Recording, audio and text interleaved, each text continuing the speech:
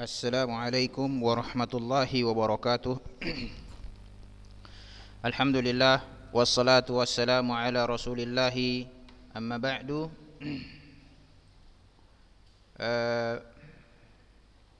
Semoga Allah Subhanahu wa taala senantiasa memberikan kita hidayah dan taufik serta diberikan kesabaran di dalam menuntut ilmu syar'i. Karena menuntut ilmu adalah kewajiban setiap muslim.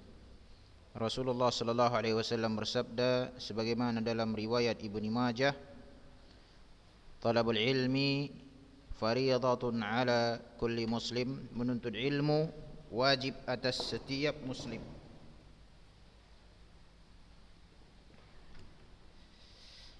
Dan salah satu ilmu yang kita dituntut untuk mempelajarinya adalah ilmu yang berkaitan dengan al-miras, pusaka, harta waris. Dan pada pekan yang lalu kita telah, atau pada pertemuan sebelumnya kita telah selesai membahas qaidatul asabat, qaidah al-asabat. Dibaca dia berulang-ulang ya, agar bisa dipahami. Mana tahu ada dalam suatu kasus berkumpul padanya sejumlah asabah yang mana didahulukan ya, itu harus dipahami. Sekarang kita berpindah ke masalah yang baru, yaitu masalah al-musyarrakah, permasalahan persekutuan ya, bersekutu ya sejumlah ahli waris untuk mendapatkan harta warisan. Wahia mas'alatun qada fiha Umar ibnul Khattab radhiyallahu anhu ala zahiril babi.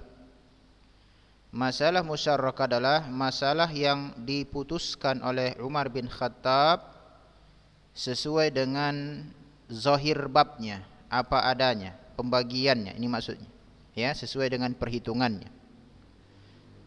Ini yang pertama langkah yang dilakukan oleh Umar bin Khattab. Thumma qada fiha marratan ukhra ala khilafil asli fil babi mura'atan li aslin akhar. Kemudian Umar bin Khattab memutuskan sekali lagi ya, berbeda ya, menyelisihi ya, di atas penyelisihan terhadap asal bab itu ya. Misalnya asalnya X kita buat ya, asalnya adalah X, lalu beliau radhiyallahu anhu memutuskannya berbeda dengan X ini ya. Alasannya apa? Untuk menjaga asal yang lain.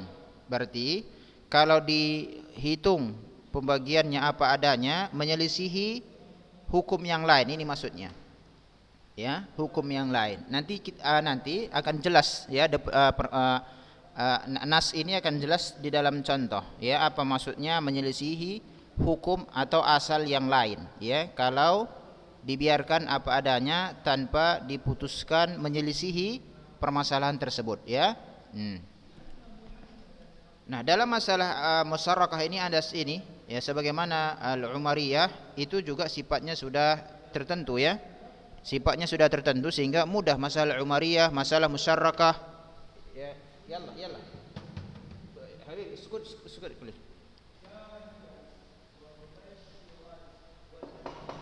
Ya, yalla. Uskut.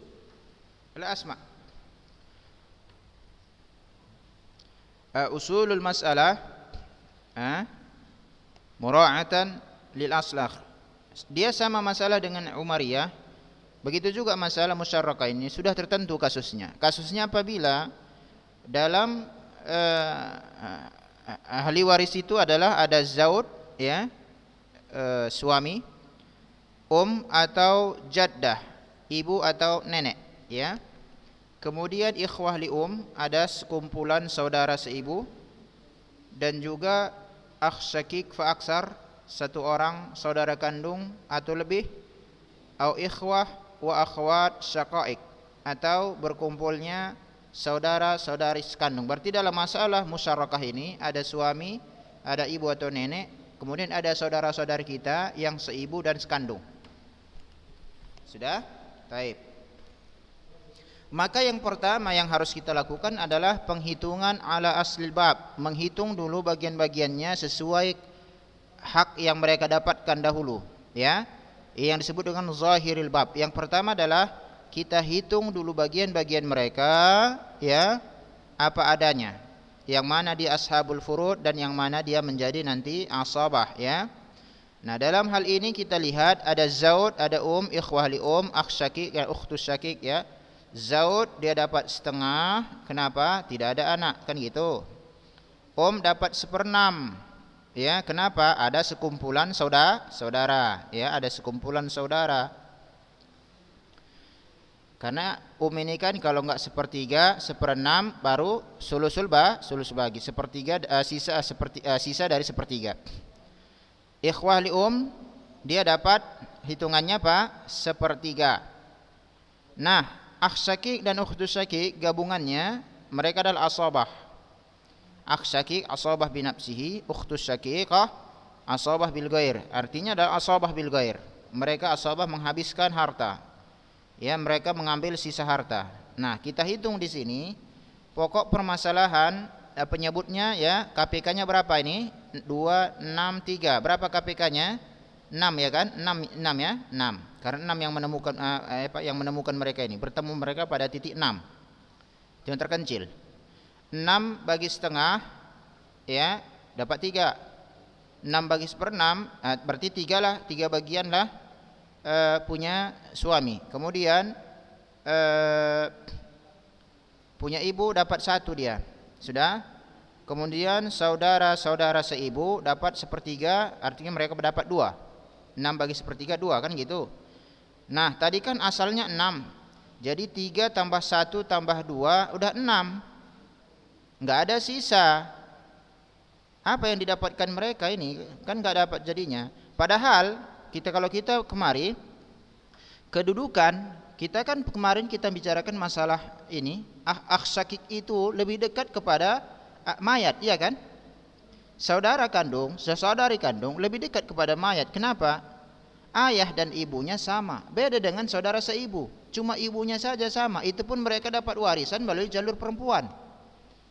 Ya, berarti ini yang disebut dengan menjaga asal yang lain. Adalah asal yang lain, saudara-saudara kandung itu lebih dekat kepada mayat daripada saudara seibu. Kok di sini kasusnya saudara seibu dapat bagian, malah saudara kandung enggak dapat apa-apa.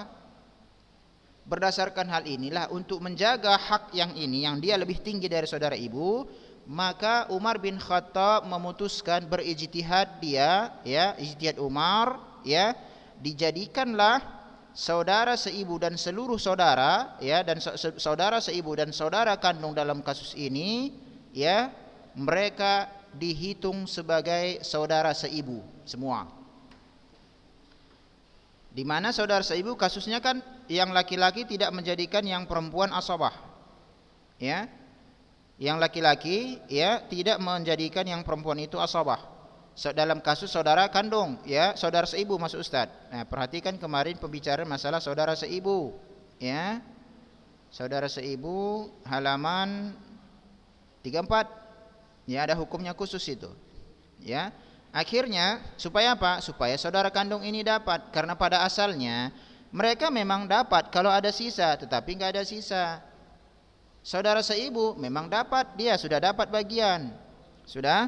Nah, asalnya seperti ini dia. Lalu Umar berijtihad dengan masalah namanya masalah musyarrakah. Saudara seibu dan saudara sekandung dihitung menjadi satu kesatuan. Sama-sama dihukumi saudara seibu. Sehingga mereka bagi ratalah berapa sisanya, sehingga dihitung ulang. Suami tetap dapat 3, ibu tetap dapat 1. Kemudian mereka semua saudara seibu dan saudara kandung ini dihukumi dia sebagai saudara seibu saja dalam kasus ini, sehingga mereka dapat gabungannya 1/3, hasilnya 2. 2 inilah mereka bagi rata berapa jumlah mereka. Ini yang disebut dengan masalah musyarrakah. Paham nakku? Ya. Tanbihun, ya, perhatikan, yu'amalu al-ikhwah wal akhwat wasyaqa'iq fi hadhil masalah annahum ikhwah li Jadi diperlakukan saudara-saudari kandung dalam masalah ini, ya, bahwasanya mereka itu dianggap sebagai saudara seibu saja, ya. Fala yu'assib dzakaruhum unsahum, sehingga yang prianya, laki-lakinya tidak menjadikan yang wanitanya menjadi asabah. Wa yuhsabu adzakaru bi ra'sin, dan dihitung yang laki-laki hanya dengan satu. Jadi kalau kasusnya ini misalnya ikhwah kan banyak ini ya, mungkin buatlah 3, ini 2, 5 berarti kan ya, karena ikhwah kan sudah jamak ini, berarti 3 lah kita buat ya, atau 2 bisa juga, enggak ada masalah kan. Dalam masalah ilmu faraid beda dengan masalah ilmu nahwu. Boleh 2 ini sudah 2 atau 3, ya udah 3, ini 2, 5, berarti 2 ini mereka bagi 5. Karena laki-laki dan perempuan di sini dihukumi sama sebagai saudara seibu. Ini yang disebut dengan masalah musyarrakah. Masalah musyarrakah dan masalah al-umariyah itu kasusnya sudah tertentu. Masalah umariyah ya juga sudah ada ya, ahli waris 3 semalam ya, 2 kasusnya di situ. Ada masalah musyarrakah yang seperti ini. Ya, masalah musyarrakah. Paham nak ko? Ini disebut dengan al-mas'alatu al-musyarrakah. Artinya adalah saudara-saudara baik seibu ataupun kandung dalam masalah ahli waris ya. Di sini dihukumi sebagai saudara seibu saja supaya dapat bagian semua. Karena kalau dihukumi apa adanya, akh syakik dan ukhtus syakik itu memang dia asabah, sisa. Ya, dia mengambilkan seluruh harta kalau sisa. Dalam kasus ini setelah dihitung tak ada yang sisa. Ya. Secara logika memang asalnya adalah ini secara hukum benar, tetapi menyelisih asal yang lain di mana saudara kandung lebih tinggi kedudukannya dari saudara seibu. Kok saudara kandung enggak dapat apa-apa, saudara seibu pula yang dapat. Ya. Jadi berijtihadlah Umar di sini bahwasanya seluruh mereka itu dihukumi saudara seibu saja, sehingga mereka mendapatkan bagian sepertiga. Itulah yang mereka bagi sesuai dengan jumlah mereka. Paham nak ko? Iya. Jangan ada tidur mentang-mentang nanti akan ini hujan ini enak tidur ini kan gitu ya.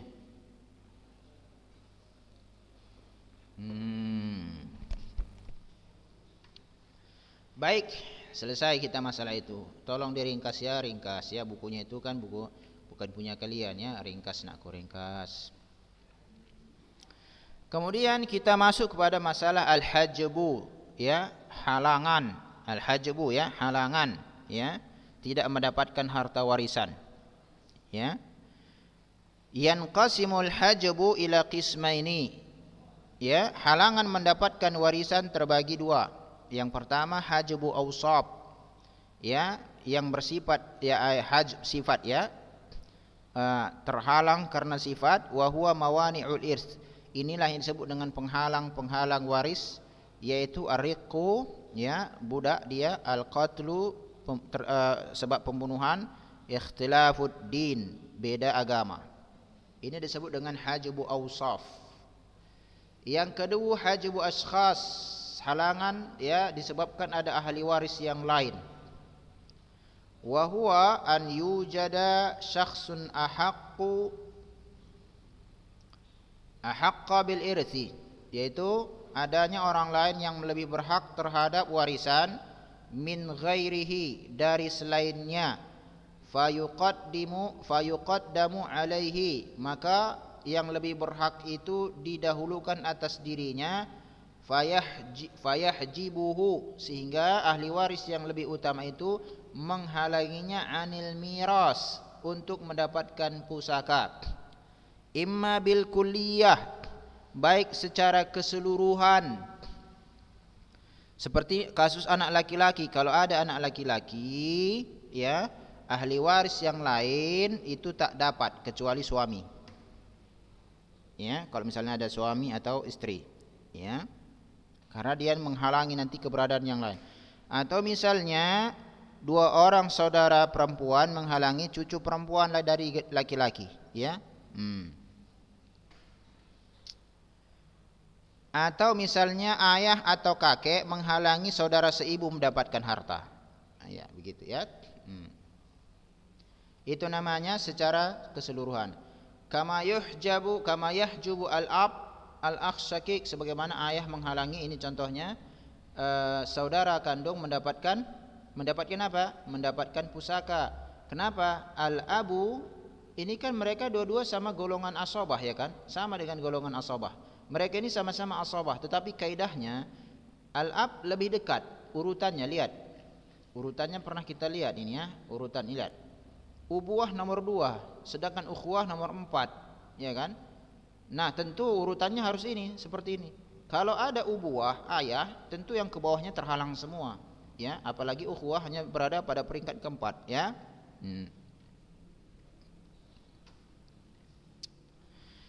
Taib. Wa imma bin naqsan, bisa juga dihalangi ya dengan dikurangi bagiannya. Bimakna annahu yarithu, lakin bahwasanya adalah dia memang mendapatkan bagian, lakin aqallu mithlul tarith sulus inda adamil far' al waris. Contohnya seperti ibu mendapatkan sepertiga tatkala tidak ada keturunan si waris. Fa idza wujida al far'u, ya, apabila ada keturunan al waris yang mewariskan, akhadat sudus, maka dia menjadikan hanya mendapat 1/6. Yang tadinya sepertiga, akhirnya dia hanya mendapatkan 1/6. Kenapa? Ada keturunan. Tentu 1/6 lebih sedikit dari sepertiga, ya.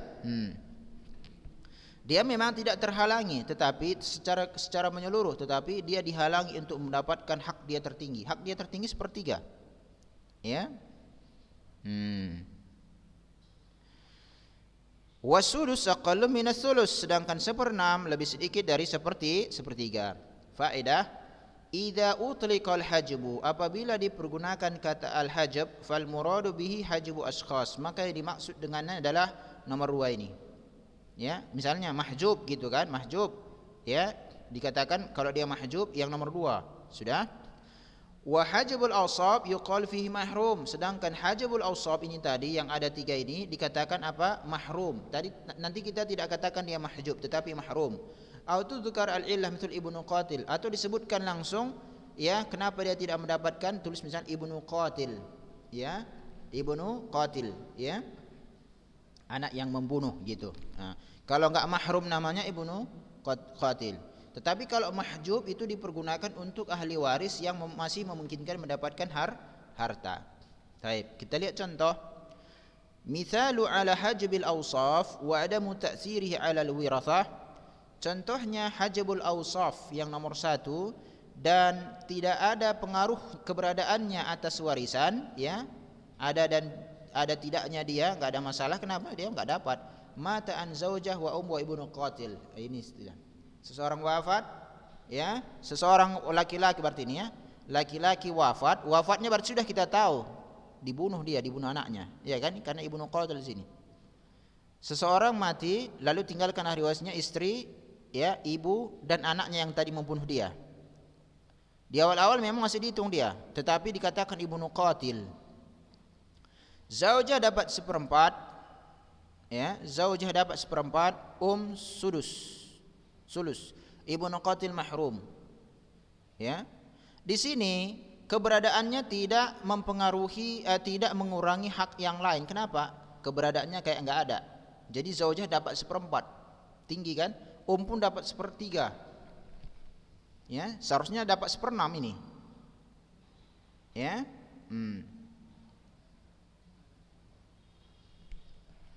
Udah? Dia tetapi akhirnya karena dia dikatakan mahrum, tidak mendapatkan harta itu asalnya memang, maka keberadaannya enggak dihitung, ya. Dianggaplah dia enggak punya anak sehingga diberikan kepada istri 1/4, kemudian ibu 1/3. Misal ala hajbil ashkhas wa ta'thiru ala al-wirathah, dan contoh yang lain adalah penghalang ashkhas, adanya ahli waris yang lain yang menghalangi dirinya mendapatkan hak lebih sempurna dan memberikan pengaruh kepada warisan, ya, ahli waris itu mata an ummin wa ab wa ikhwali Contohnya adalah seseorang wafat meninggalkan ahli waris ibu, ada ayah dan ada saudara-saudara seibu. Perhatikan, ab dia asobah tentunya, ya kan? Ubuah. Udah lihat kita ubuah. Ini asobah kan? Ubuah. Ya. Berarti dia mendapatkan sisa. Baik. Ibu dapat berapa? 1/6. Di atas 1/3 kan gitu. Ini 1/6. Ikhwah li mahjub. Ikhwah li'um dia nggak dapatkan warisan. Kenapa? Ada ayah. Keberadaan ayah menghalangi ikhwah li'um mendapatkan warisan. Sudah?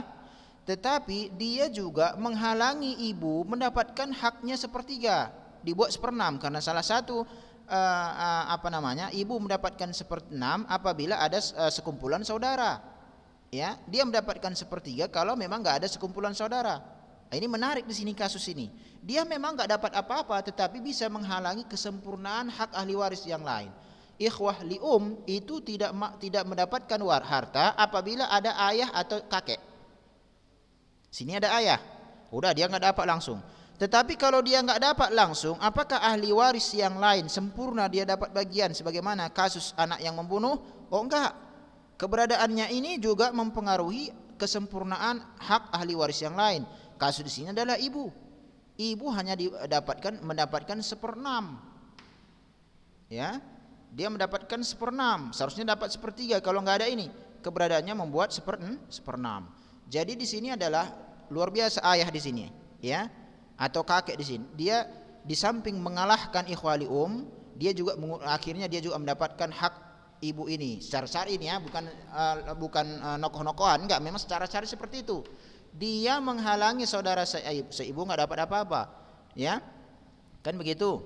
Kemudian keberadaan saudara seibu ini membuat ibu, ya, hanya mendapat seperenam, berarti 5/6 lagi lah untuk ayah. Kalau tadi nggak ada ini, ya, ibu kan dapat sepertiga, berarti 2/3 tinggal untuk ayah, ya. Nah ini kasusnya menarik seperti ini, ya. Paham ya? Oke.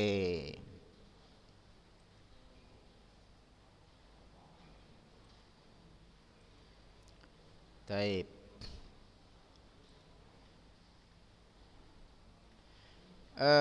Untuk hari ini, ya, kita cukupkan, ya, sampai di sini qawaidul hajj, ya.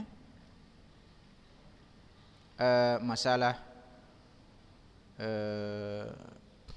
al-hajbu, ya. Ya, qawaidul hajj akan kita ambil pada pertemuan kita berikutnya biidznillah, ya. Al-hajbu, qawaidul hajj pada pertemuan berikutnya. Wassallallahu wasallama ala nabiyina Muhammad. Ustaz ingatkan tolong diringkas, ya, diringkas dengan baik, ya, diringkas dengan baik, dipahami, dibaca berulang-ulang. Mengingat buku ini juga bukan milik kalian, ya, diringkas, ya, buat catatan yang kelak akan diambil nilainya. Naam. Wa sallallahu wasallama ala nabiyina Muhammad wallahu a'lam. Assalamualaikum warahmatullahi wabarakatuh.